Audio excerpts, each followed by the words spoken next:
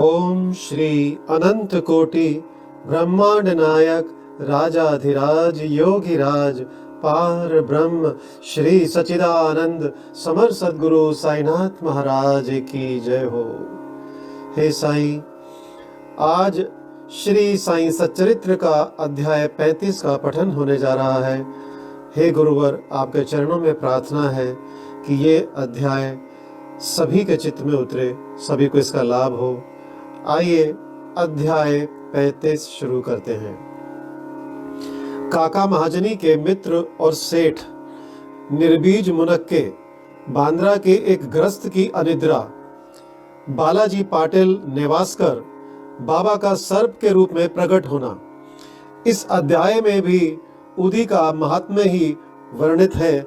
इसमें ऐसी दो घटनाओं का उल्लेख है कि परीक्षा करने पर देखा गया कि बाबा ने दक्षिणा अस्वीकार कर दी। पहले इन घटनाओं का वर्णन किया जाएगा। आध्यात्मिक विषयों में सांप्रदायिक प्रवृत्ति उन्नति के मार्ग में एक बड़ा रोड़ा है। निराकारवादियों से कहते सुना जाता है कि ईश्वर की सगुण उपासना केवल एक भ्रम ही है और संतगण भी अपने सदृश ही सामान्य पुरुष हैं। इस कारण उनकी चरण वंदना कर उन्हें दक्षिणा क्यों देनी चाहिए। अन्य पंथों के अनुयायियों का भी ऐसा ही मत है कि अपने सद्गुरु के अतिरिक्त अन्य संतों को नमन तथा उनकी भक्ति नहीं करनी चाहिए। इसी प्रकार की अनेक आलोचनाएं साईं बाबा के संबंध में पहले सुनने में आया करती थी तथा अभी भी आ रही हैं।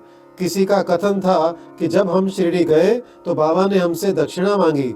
क्या इस भांति दक्षिणा ऐंठना एक संत के लिए शोभनीय था? जब वे इस प्रकार आचरण करते हैं तो फिर उनका साधु धर्म कहाँ रहा? परंतु ऐसी भी कई घटनाएं अनुभव में आई हैं कि जिन लोगों ने शिरडी जाकर अविश्वास से बाबा के दर्शन किए, उन्होंने ही सर्वप्रथम बाबा को प्रणाम कर प्रार्थना भी की। ऐसे ही कुछ उदाहरण नीचे दिए जाते हैं। काका महाजनी के मित्र। काका महाजनी के मित्र निराकारवादी तथा मूर्ति पूजा के सर्वथा विरुद्ध थे। कौतूहलवश वे काका महाजनी के साथ दो शर्तों पर शिरडी चलने को सहमत हो गए कि पहला, बाबा को नमस्कार ना करेंगे और दूसरा, ना ही उन्हें कोई दक्षिणा देंगे। जब काका ने स्वीकारात्मक उत्तर दे दिया, तब फिर शनिवार की रात्रि को उन दोनों ने बंबई से प्रस्थान कर दिया और दूसरे ही दिन प्रातःकाल शिरडी पहुंच गए। जैसे ही उन्होंने मस्जिद में पैर रखा, उसी समय बाबा ने उनके मित्र की ओर थोड़ी देर देखकर उनसे कहा कि अरे आइए श्रीमान, पधारिए, आपका स्वागत है। इन शब्दों का स्वर कुछ विचित्र सा था और उनका स्वर प्रायः उन मित्र के पिता के बिल्कुल अनुरूप ही था। तब उन्हें अपने कैलाशवासी पिता की स्मृति हो आई और वे आनंद विभोर हो गए। क्या मोहिनी थी उस स्वर में! आश्चर्य युक्त स्वर में उनके मित्र के मुख से निकल पड़ा कि निसंदेह ये स्वर मेरे पिताजी का ही है। तब वे शीघ्र ही दौड़कर गए और अपनी सब प्रतिज्ञाएं भूलकर उन्होंने बाबा के श्री चरणों पर अपना मस्तक रख दिया। बाबा ने काका से तो दोपहर में तथा विदा लेते समय 2 बार दक्षिणा मांगी, परंतु मित्र से एक शब्द भी ना कहा। उनके मित्र ने फुसफुसाते हुए कहा कि भाई देखो, बाबा ने तुमसे तो 2 बार दक्षिणा मांगी, परंतु मैं भी तुम्हारे साथ हूँ, फिर वे मेरी इस प्रकार उपेक्षा क्यों करते हैं? काका ने उत्तर दिया कि बेहतर तो यही होगा कि तुम स्वयं ही बाबा से पूछ लो। बाबा ने पूछा कि क्या कानाफूसी हो रही है?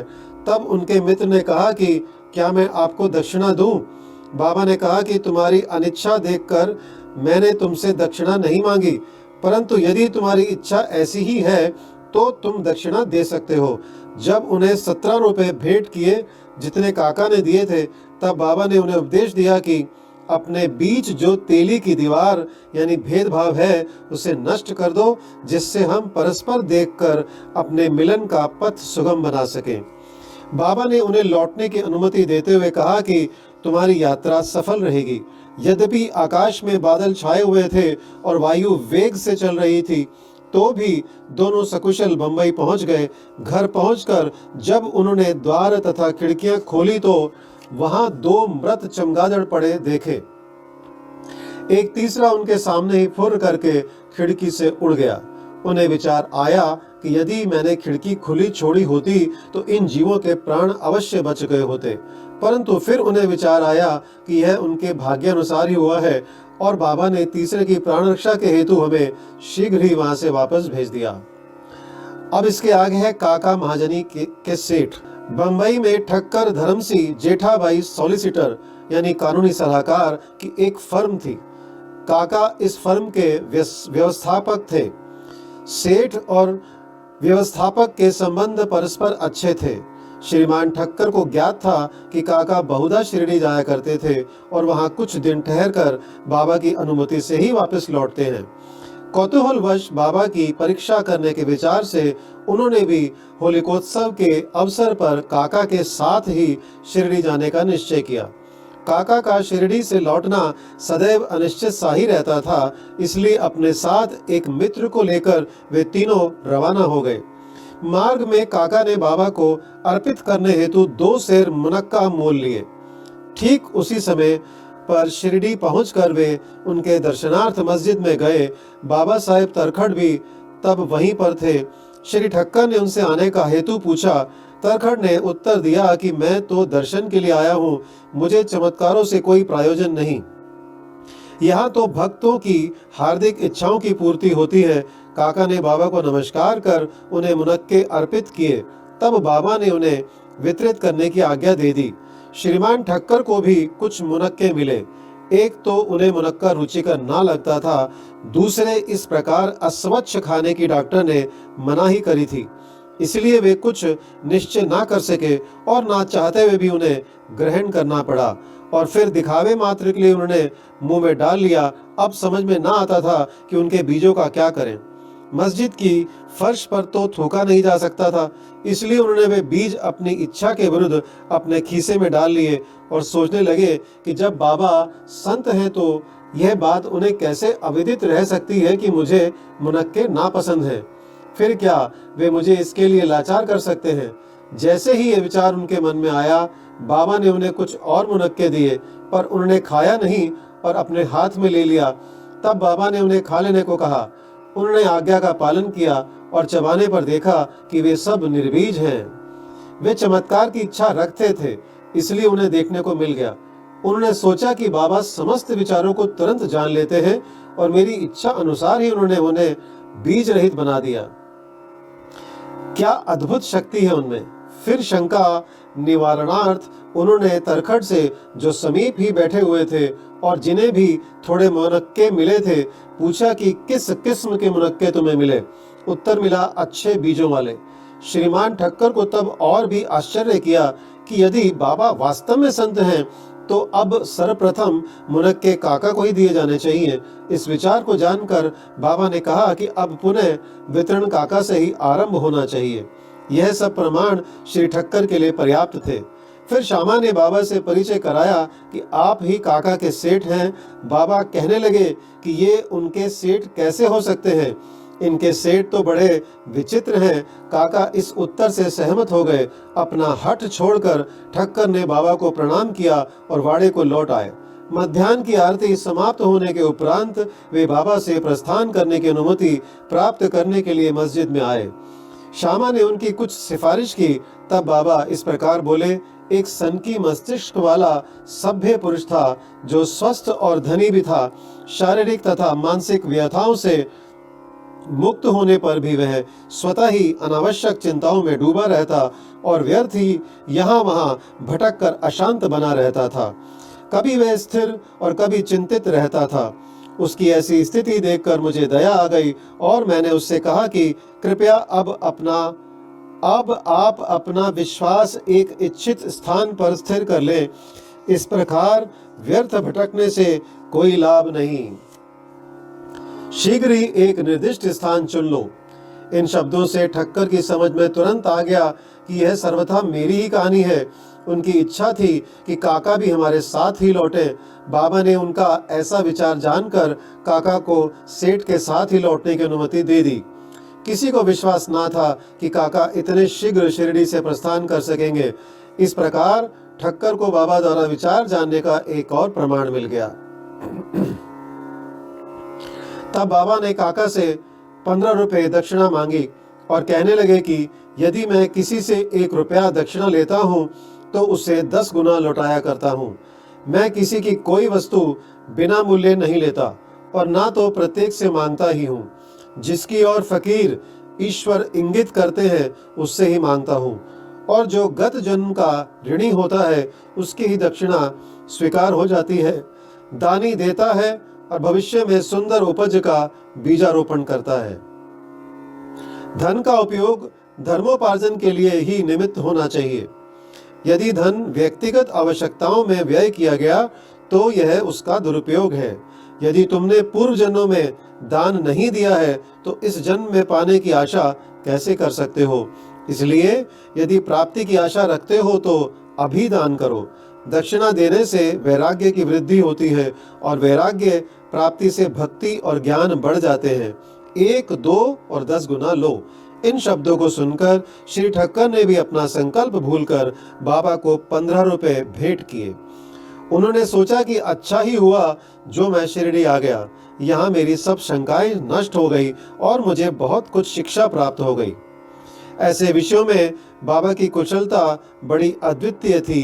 यद्यपि वे सब कुछ करते थे फिर भी वे इन सब से अलिप्त रहते थे। नमस्कार करने या ना करने वाले दोनों ही उनके लिए एक समान थे। उन्होंने कभी किसी का अनादर नहीं किया। यदि भक्त उनका पूजन करते तो इससे उन्हें ना कोई प्रसन्नता होती और यदि कोई उनकी उपेक्षा करता तो ना कोई दुख ही होता। वे सुख और दुख की भावना से परे हो चुके थे। अनिद्रा। बांद्रा के एक महाशय कायस्थ प्रभु बहुत दिनों से नींद न आने के कारण अस्वस्थ थे। जैसे ही वे सोने लगते उनके स्वर्गवासी पिता स्वप्न में आकर उन्हें बुरी तरह गालियां देते हुए दिखने लगते थे। इससे निद्रा भंग हो जाती और वे रात्रि भर अशांति महसूस करते थे। हर रात्रि को ऐसा ही होता था जिससे वे किंकरते हुए विमूढ़ हो गए। एक दिन बाबा के एक भक्त से उन्होंने इस विषय में परामर्श किया। उसने कहा कि मैं तो संकट मोचन सर्व पीड़ा निवारणी ऊदी को ही इसका रामबाण औषधि मानता हूँ, जो शीघ्र ही लाभदायक सिद्ध होगी। उन्होंने एक ऊदी की पुड़िया देकर कहा कि इसे शयन के पूर्व माथे पर लगाकर अपने सिरहाने रखो। फिर तो उन्हें निर्विघ्न प्रगाढ़ निद्रा आने लगी। यह देखकर उन्हें महान आश्चर्य और आनंद हुआ। यह क्रम चालू रखकर वे अब साईं बाबा का ध्यान करने लगे। बाजार से उनका एक चित्र लाकर उन्होंने अपने सिरहाने के पास लगाकर उसका नित्य पूजन करना आरंभ कर दिया। प्रत्येक गुरुवार को वे हार और नैवेद्य अर्पण करने लगे। वे अब पूर्ण स्वस्थ हो गए और पहले के सारे कष्टों को भूल गए। बालाजी पाटिल नेवासकर ये बाबा के परम भक्त थे। ये उनकी निष्काम सेवा किया करते थे। दिन में जिन रास्तों में बाबा निकलते थे उन्हें वे प्रातःकाल ही उठकर झाड़ू लगाकर पूर्ण स्वच्छ रखते थे। इनके पश्चात यह कार्य बाबा की एक परम भक्त महिला राधा कृष्ण माई ने किया और फिर अब्दुल ने। बालाजी जब अपनी फसल काट कर लाते तो वे सब अनाज उन्हें भेंट कर दिया करते थे। उसमें से जो कुछ बाबा उन्हें लौटा देते उसी से वे अपने कुटुंब का भरण पोषण किया करते थे। यह क्रम अनेक वर्षों तक चला और उनकी मृत्यु के पश्चात भी उनके पुत्र ने इसे जारी रखा। ऊदी की शक्ति और महत्व। एक बार बालाजी के श्राद्ध दिवस की वार्षिकी यानी बरसी के अवसर पर कुछ व्यक्ति आमंत्रित किए गए। जितने लोगों के लिए भोजन तैयार किया गया उससे तिगुने लोग भोजन के समय एकत्रित हो गए। यह देख श्रीमती नेवासकर किंकर्तव्य मूढ़ सी हो गई। उन्होंने सोचा कि यह भोजन सबके लिए पर्याप्त ना होगा और कहीं कम पड़ गया तो कुटुंब की भारी अपकीर्ति होगी। तब उनकी सास ने उनसे सांत्वनापूर्ण शब्दों में कहा कि चिंता ना करो, यह भोजन सामग्री हमारी नहीं, ये तो श्री साईं बाबा की है। प्रत्येक बर्तन में ऊदी डालकर उन्हें वस्त्र से ढक दो और बिना वस्त्र हटाए सबको परोस दो, वे ही हमारी लाज बचाएंगे। परामर्श के अनुसार ऐसा ही किया गया। भोजनार्थियों के तृप्ति पूर्वक भोजन करने के पश्चात भी भोजन सामग्री यथेष्ट मात्रा में शेष देखकर उन लोगों को महान आश्चर्य और प्रसन्नता हुई। यथार्थ में देखा जाए तो जैसा जिसका भाव होता है उसके अनुकूल ही अनुभव प्राप्त होता है। ऐसी ही घटना मुझे प्रथम श्रेणी के उप न्यायाधीश तथा बाबा के परम भक्त श्री B.A. चौगले ने बतलाई। फरवरी सन 1943 में करजत यानी जिला अहमदनगर में पूजा का उत्सव हो रहा था। तभी इस अवसर पर एक वृहत भोज का आयोजन हुआ। भोजन के समय आमंत्रित लोगों से लगभग 5 गुने अधिक भोजन के लिए आए, फिर भी भोजन सामग्री कम नहीं हुई। बाबा की कृपा से सबको भोजन मिला। यह देख सबको आश्चर्य हुआ। साईं बाबा का सर्प के रूप में प्रकट होना। शिरडी के एक रघु पाटिल एक बार नेवासे के बालाजी पाटिल के पास गए, जहां संध्या को उन्हें ज्ञात हुआ कि एक सांप फुफकारता हुआ गौशाला में घुस आया है। सभी पशु भयभीत होकर भागने लगे। घर के लोग भी घबरा गए, परंतु बालाजी ने सोचा कि श्री साईं ही इस रूप में यहाँ प्रकट हुए हैं। तब वे एक प्याले में दूध ले आए और निर्भय होकर उस सर्प के सम्मुख रखकर उनको इस प्रकार संबोधित कर कहने लगे कि बाबा, आप फुफकार कर शोर क्यों कर रहे हैं? क्या आप मुझे भयभीत करना चाहते हैं? यह दूध का प्याला लीजिए और शांति पूर्वक पी लीजिए। ऐसा कहकर वे बिना किसी भय के उसके समीप ही बैठ गए। अन्य कुटुंबजन तो बहुत घबरा गए और उनकी समझ में न आ रहा था कि अब वे क्या करें। थोड़ी देर में सर्प अदृश्य हो गया और किसी को भी पता ना चला कि वह कहाँ गया। गौशाला में सर्वत्र देखने पर भी वहां उसका कोई चिन्ह ना दिखाई दिया। श्री सद्गुरु साईनाथ परणमस्तु। शुभम भवतु। सप्ताह परायण पंचम विश्राम। ओम साई राम।